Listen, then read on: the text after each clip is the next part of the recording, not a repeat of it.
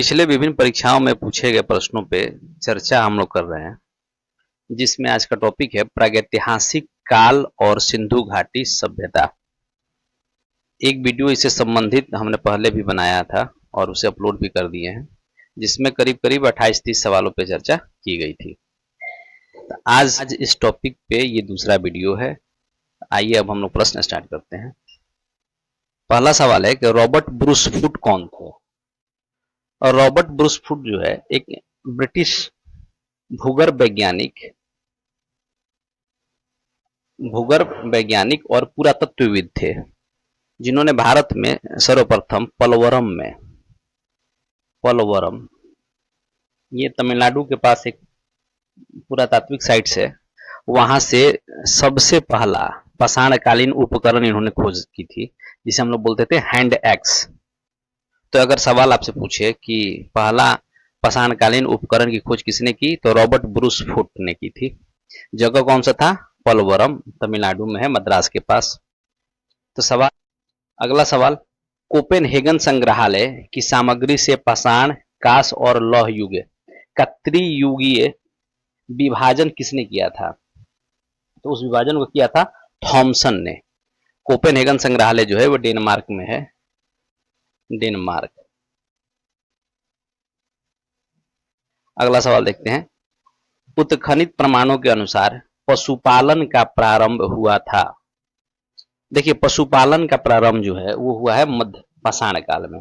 जो पिछले वीडियो में हमने समझाया भी था कि पाषाण काल जो है वो 3 भागों में विभाजित है, पूरा पाषाण, मध्य पाषाण और नव पाषाण काल। तो जो मध्य पाषाण काल है, यानी बीच वाला जो पाषाण काल है, उसी में पशुपालन का प्रारंभ किया गया था। अगला सवाल है कि मध्य पाषाण काल में पशुपालन के प्रमाण कहां से मिले हैं?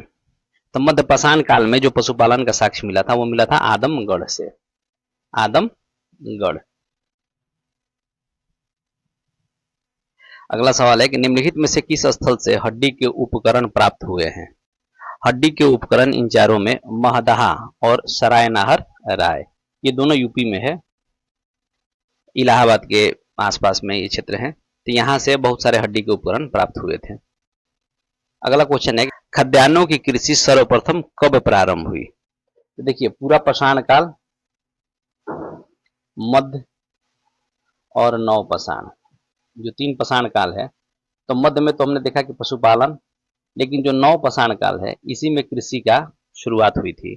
ये ध्यान रखिएगा, खाद्यान्नों की कृषि सर्वप्रथम कब, किस काल में स्टार्ट हुई? तो नव पाषाण काल। भारत में मानव का सर्वप्रथम साक्ष्य कहाँ मिलता है? भारत में मानव का जो सर्वप्रथम साक्ष्य मिला है वो मिला है नर्मदा घाटी क्षेत्र में। अगला सवाल है कि एक ही कब्र से 3 मानव कंकाल निकले हैं, किस जगह से? तो वो जगह था दमदमा। मानव द्वारा सर्वप्रथम प्रयुक्त अनाज भारतीय उपमहाद्वीप में जो है वो क्या था? जौ। आंसर क्या होगा? जौ। अगला सवाल, भारत में पशुपालन एवं कृषि के प्राचीनतम साक्ष्य कहां से प्राप्त हुए हैं? तो भारत में पशुपालन और कृषि के प्राचीनतम साक्ष्य मिले हैं मेहरगढ़ से। मेहरगढ़ कहाँ है? पाकिस्तान में। चूंकि उस समय भारत जो है वो भारतीय उपमहाद्वीप की चर्चा हो रही है, जिसमें भारत, पाकिस्तान, बांग्लादेश ये सारे शामिल हैं। तो यह स्थल कौन सा था? मेहरगढ़। अगला सवाल देखें, भारतीय उपमहाद्वीप में कृषि के प्राचीनतम साक्ष्य प्राप्त हुए हैं। देखिए, दोनों सवाल जो है ना सेम ही है, लेकिन उसको ऑप्शन दोनों में अलग अलग दे दिया। एक में केवल मेहरगढ़ है तो हम लोग आंसर मारेंगे मेहरगढ़ का, लेकिन इसमें क्या है कि हाल में एक जगह जिसकी खुदाई हुई थी वो था लहुरा देव। तो लहुरा देव में माना गया कि ये मेहरगढ़ से भी पहले यहाँ कृषि की शुरुआत हुई थी। तो लहुरा देव जो है ये यूपी में जगह है ये। तो अगर केवल मेहरगढ़ रहेगा तो हम आंसर मार देंगे मेहरगढ़, लेकिन अगर लहुरा देव का भी जिक्र उसमें रहेगा ऑप्शन में, जैसे इसमें देखिए मेहरगढ़ और लहुरा देव दोनों है, तो अब हम यहाँ पे आंसर क्या मारेंगे? लहुरा देव। ये हो गया। अगला सवाल देखें, उस स्थल का नाम बताइए जहां से प्राचीनतम अस्थायी जीवन के प्रमाण मिले हैं। देखिए, अस्थायी जीवन की शुरुआत जो है वहीं से स्टार्ट हुई है जहां से कृषि स्टार्ट हुआ है। कि नव पाषाण काल में जब कृषि की शुरुआत हुई तो जनरली सी बात है कि अगर आपको कृषि करना है तो आपको 2-3 महीने 4 महीने वहां पर अस्थायी रूप से रहना होगा। तो भारत में प्राचीनतम साक्ष्य मेहरगढ़ से मिला था। तो अगर ये सवाल पूछा कि प्राचीनतम अस्थायी जीवन कहां से मिला, तो उसका आंसर क्या हो जाएगा? मेहरगढ़।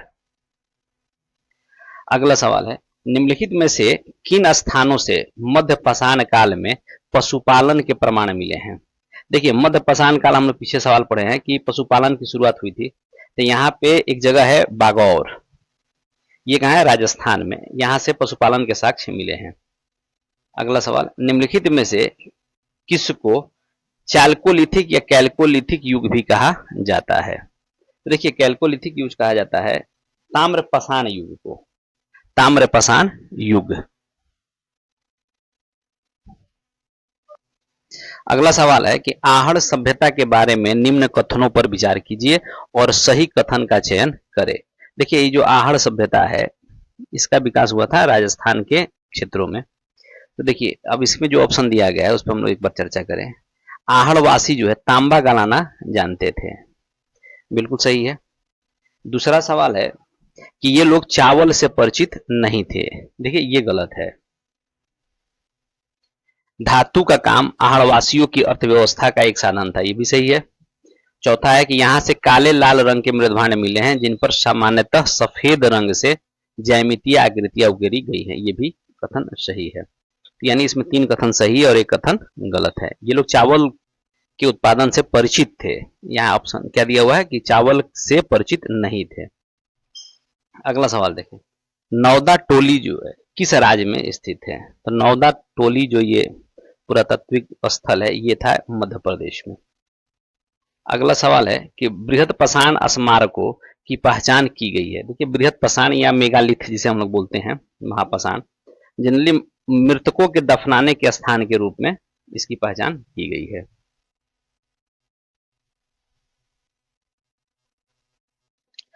अगला सवाल है कि सिंधु घाटी सभ्यता जो है वो किससे संबंधित है? तो देखिए, सिंधु घाटी सभ्यता जो है ये है आद्य ऐतिहासिक युग से, आद्य ऐतिहासिक युग। देखिए, इतिहास जो है उसे हम लोग 3 भागों में डिवाइड कर देंगे, इसको ठीक से समझ लेना है थोड़ा सा। पहला प्राग ऐतिहासिक,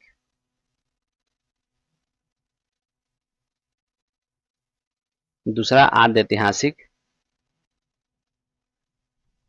ऐतिहासिक, और तीसरा जो कालखंड है वो है ऐतिहासिक। ऐतिहासिक। चलिए देखिए, इन तीनों में क्या डिफरेंस है। जो प्रागैतिहासिक काल का अध्ययन हम लोग करेंगे तो प्रागैतिहासिक काल में मानव के पास कोई भी लिखित साक्ष्य नहीं है, यानी कि उस पूरे पीरियड में मानव लिखना नहीं जानता है। ये बात ध्यान में आप रख लीजिएगा। प्रागैतिहासिक काल में जब हम आद्य ऐतिहासिक काल में आते हैं तो उसकी एक विशेषता ये है कि यहाँ पे कुछ मानव लिखना जानते हैं लेकिन सब नहीं जानते हैं। लेकिन समस्या ये है कि आद्य ऐतिहासिक काल में जो मानव ने लिखा है उस लिखावट को अभी तक हम लोग पढ़ नहीं पाए हैं। प्रागैतिहासिक में तो लोग लिखना ही नहीं जानते हैं, लेकिन आद्य ऐतिहासिक काल में भी जो लोगों ने लिखा है उसे हम पढ़ नहीं पाए हैं। यानी कहने का मतलब ये है कि यहाँ भी अगर इतिहास निर्माण में साक्ष्य का अगर हम इस्तेमाल करेंगे तो कोई भी लिखित साक्ष्य काम नहीं आएगा, क्योंकि हमने तो उसको पढ़ा ही नहीं है। तो यह है आद्य ऐतिहासिक काल। अब तीसरा ऐसा काल जहां लोगों ने लिखा, हम उस लिखावट को पढ़ भी पाए हैं, तो उसे हम लोग बोलते हैं ऐतिहासिक काल। ये ध्यान में रखिएगा। प्राग ऐतिहासिक जहां लोग लिखना नहीं जानते, आद्य ऐतिहासिक जहां लोग लिखना जानते हैं लेकिन हम लोग उसे पढ़ नहीं पाए हैं, और ऐतिहासिक जहां लोग लिखना भी जानते हैं और हमने उसको पढ़ भी लिया है। तो ये ध्यान में रखिएगा। तो से ये सवाल था कि सिंधु घाटी सभ्यता को हम किस में रखेंगे, प्रागैतिहासिक में, आद्य ऐतिहासिक में या ऐतिहासिक में? तो इसे हम लोग रखेंगे आद्य ऐतिहासिक युग में। ठीक, इसका आंसर हो गया आद्य ऐतिहासिक युग। यानी लोगों ने लिखा तो है लेकिन हम लोगों ने उसे पढ़ नहीं पाया है। अगला सवाल है, सिंधु घाटी की सभ्यता गैर आर्य थी क्योंकि? देखिए, आर्य और गैर आर्य, तो गैर आर्य में रखेंगे अगर हम सिंधु घाटी सभ्यता को, तो आखिर में कौन सी विशेषता है जो आर्यों में नहीं थी और वो सिंधु घाटी में थी? तो सबसे जो बड़ी विशेषता थी वो थी नगरीय सभ्यता। ठीक है, सिंधु घाटी सभ्यता जो है नगरीय सभ्यता थी, जबकि आर्य सभ्यता जो है वो ग्रामीण सभ्यता थी। तो सबसे बड़ा डिफरेंस तो यही हो गया। अगला सवाल देखें, सिंधु घाटी सभ्यता को आर्यों से पूर्व की रखे जाने का महत्वपूर्ण कारक क्या है? तो देखिए, जो मृदभांड का निर्माण था ना, मृदभांड मतलब मिट्टी का बर्तन, मृदभांड का मतलब क्या था? मिट्टी का बर्तन। अब दोनों कालखंड में, सिंधु घाटी सभ्यता में भी और सिंधु घाटी सभ्यता के बाद के कालखंड में, मृदभांड में जो कलर है उसमें डिफरेंस आता गया। तो उस आधार पे हमने बांटा कि ये जो मृदभांड है सिंधु घाटी सभ्यता के काल का है और ये मृदभांड सिंधु घाटी सभ्यता के कालखंड का नहीं है। तो सिंधु घाटी सभ्यता में जो मृदभांड है वो जनरली काले और लाल रंग का पाया गया है। ठीक है, तो इस क्वेश्चन का आंसर हम देख लें मृदभांड। अगला सवाल, सिंधु घाटी संस्कृति या सिंधु घाटी जो सभ्यता है वो वैदिक सभ्यता से भिन्न थी। क्योंकि वैदिक सभ्यता से इसलिए भिन्न है क्योंकि देखिए, पहला तो ये शहरी जीवन की सुविधाएं यहाँ थी, वैदिक सभ्यता तो शहरी जीवन था नहीं। यहाँ अपनी एक लिपि थी, चित्रात्मक लिपि जिसे हम लोग कहते हैं। इसके पास देखिए लोहे और रक्षा शस्त्रों का ज्ञान का अभाव था, ये ध्यान रखिएगा, जबकि वैदिक सभ्यता में इसका अभाव नहीं था। लोगों के पास लोहे और रक्षा जो शस्त्र हैं उनके बारे में उन्हें जानकारी थी, ये ध्यान रखिएगा, जबकि सिंधु घाटी सभ्यता में इसका अभाव था। तो इसका आंसर क्या हो जाएगा? उपयुक्त सभी। अगला सवाल, हड़प्पा संस्कृति की जानकारी का प्रमुख स्रोत क्या है? देखिए, हम पहले ही बताएं कि हड़प्पा संस्कृति हो या सिंधु घाटी सभ्यता हम उसे कहें, उसमें कोई भी लिखित साक्ष्य का हम उपयोग नहीं कर पाए थे। क्यों? क्योंकि हमने उसे पढ़ ही नहीं पाया। तो देखिए, शिलालेख यानी पत्थरों पे अगर कोई चीज लिखा है तो ये तो यूज हुआ ही नहीं है, तो ये तो आंसर होगा ही नहीं। दूसरा है पक्की मिट्टी के मोहरों पर अंकित लेख, ये भी नहीं होगा, यानी ये और ये दोनों गलत हो गया। तीसरा है पुरातात्विक खुदाई। पुरातात्विक खुदाई का मतलब क्या है कि जो नीचे की सामानें मिली हैं जिसके आधार पे हम बताएंगे कि ये इसका यूज क्या है नहीं है, तो इसका यूज हम लोग करते हैं सिंधु घाटी के इतिहास के बारे में। तो इसका आंसर क्या होगा? थर्ड, पुरातात्विक खुदाई। अगला सवाल है कि सही मिलान करें। हड़प्पा संस्कृति की बस्ती है और इधर दिया हुआ है नदी जिस पर वो अवस्थित है। तो देखिए, हड़प्पा संस्कृति में जो एक शहर है हड़प्पा, तो ये हड़प्पा है, ये रावी नदी के तट पे। दूसरा एक स्थल है कालीबंगा, तो कालीबंगा ये राजस्थान में है और ये थी घग्गर नदी के तट पे। हड़प्पा था पाकिस्तान में अभी है ये। अच्छा, लोथल, लोथल कहाँ है? गुजरात में, और ये किस नदी के तट पे था? ये था भोगवा नदी के तट पे। ये तीन हो गया। चौथा है रोपड़, रोपड़ कहाँ है? रोपड़ है पंजाब में और ये है सतलज नदी के तट पे। पांचवा है हस्तिनापुर, हस्तिनापुर यूपी में है और ये है गंगा नदी के तट पे। अगला एक साइट है नागार्जुन कोंडा, कुंडा कोंडा, देखिए ये कहाँ है? ये है कृष्णा नदी के तट पे। और अगला है पैठन, पैठन था कहाँ? गोदावरी नदी के तट पे। ये है इसका सही मिलान। अगला सवाल देखें, हड़प्पा में मिट्टी के बर्तनों पर सामान्यतः किस रंग का उपयोग हुआ है? हड़प्पा में जो मिट्टी के बर्तन थे उनमें जनरली लाल रंग का यूज किया गया था। अगला सवाल, भारत में चांदी की उपलब्धता के प्राचीनतम साक्ष्य कहाँ से मिलते हैं? तो भारत में जो चांदी की उपलब्धता है इसका सबसे पुराना साक्ष्य मिला है हड़प्पा संस्कृति से, ये ध्यान रखिए। देखिए, अगला सवाल है कि सही मिलान करें। हड़प्पा कालीन स्थल है और उसके खोजकर्ता। तो देखिए, हड़प्पा जो अभी हम लोग देखे थे पीछे, ये पाकिस्तान में रावी नदी के तट पे है और इसके जो खोजकर्ता थे ये थे दयाराम साहनी। ये सिंधु घाटी सभ्यता में खोजा गया सबसे प्राचीन स्थल है हड़प्पा। दूसरा है हस्तिनापुर, हस्तिनापुर की खोज किए थे बीबी लाल। तीसरा है तक्षशिला, तक्षशिला की खोज की है जॉन मार्शल। और कौसाम्बी, कौसाम्बी यूपी में है, इसकी खोज किए हैं एनसी मजुमदार। चलिए, हो गया ऑप्शन। अब अगला देखें, हड़प्पा सभ्यता की उत्पत्ति के संदर्भ में निम्नलिखित में से कौन सा जोड़ा सही नहीं है? हड़प्पा सभ्यता की उत्पत्ति कैसे हुई, इसमें विभिन्न लोगों का अपना अपना मत है, तो वही दिया गया कि इसमें कौन सा सही नहीं है। देखिए ये जो एम रफीक मुगल हैं, इनका जो ये सामने कथन है कि हड़प्पा सभ्यता ने मेसोपोटामिया सभ्यता से प्रेरणा ली, ये गलत कथन है, यानी ये गलत है। देखिए EJH मैके, सुमेर से लोगों का पलायन हुआ, सुमेर सभ्यता से लोग पलायन हुए, धीरे धीरे यहाँ आकर बसे, ये कथन मैंने इन्होंने ये कथन कहा है EJS मैके, तो इनके साथ सही मिलान है ये। मॉर्टिमर व्हीलर, पश्चिमी सभ्यता एशिया से सभ्यता के विचार का प्रवचन, ये भी कथन किसका था? मॉर्टिमर व्हीलर का, ये सही है। अमलानंद घोष का कथन क्या था?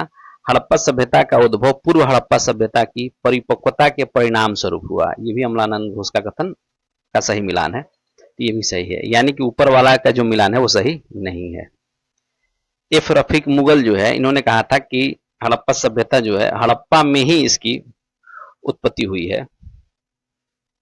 अगला सवाल हम लोग देख लें, मूर्ति पूजा का आरंभ कब से माना जाता है? देखिए भारत में मूर्ति पूजा का जो प्रारंभ है वो है पूर्व आर्य, पूर्व आर्य मतलब सिंधु घाटी सभ्यता काल से। अगला सवाल है, निम्नलिखित पशुओं में से किसी एक का हड़प्पा संस्कृति में पाई गई मुहरों और टेराकोटा कलाकृतियों में निरूपण नहीं हुआ है? इसमें जो है इसका ऑप्शन क्या होगा? गाय। गाय का जो है कहीं भी मुहरों पे अंकन नहीं है। अगला सवाल है कि निम्नलिखित में से कौन सा एक हड़प्पा स्थल नहीं है? देखिए इन चार ऑप्शन में जो सोहगौरा है ये हड़प्पा काल का स्थल नहीं है, ये यूपी में पाया गया था, जो कि मौर्य काल का एक स्थल है। अगला देखिए, प्राचीन स्थल है और उसके पुरातात्विक खोज जो है उसका सही मिलान करना है। लोथल, लोथल हम लोग पिछले वीडियो में भी पढ़े थे हम लोग कि लोथल से जो है वो एक बंदरगाह नगर था, यानी लोथल से क्या मिला है? गोदीवाड़ा। दूसरा है कालीबंगा, कालीबंगा से जुटे हुए खेत का साक्ष्य मिला है। तीसरा है धौलावीरा, धौलावीरा गुजरात में है, जिसमें हम लोग पढ़े थे कि ऐसा नगर जो कि 3 भागों में विभाजित है, तो वो था धौलावीरा, ये ध्यान रखिएगा। तो धौलावीरा में हड़प्पन लिपि के बड़े आकार के 10 चिन्हों वाला एक शिलालेख मिला है, तो ये डी हो गया। और बनावली, बनावली जो है हरियाणा में है, और यहाँ से पक्की मिट्टी की हल की प्रतिकृति मिली हुई है, तो ये चौथा ऑप्शन हो गया। इस प्रकार हमने विभिन्न सवालों पर चर्चा की और आगे भी ये चर्चा जारी रहेगी, तो आप लोग YouTube चैनल से जुड़िए और रेगुलर इसको सुनते भी रहिएगा, ताकि बहुत सारे सवाल सुन के भी याद हो जाता है।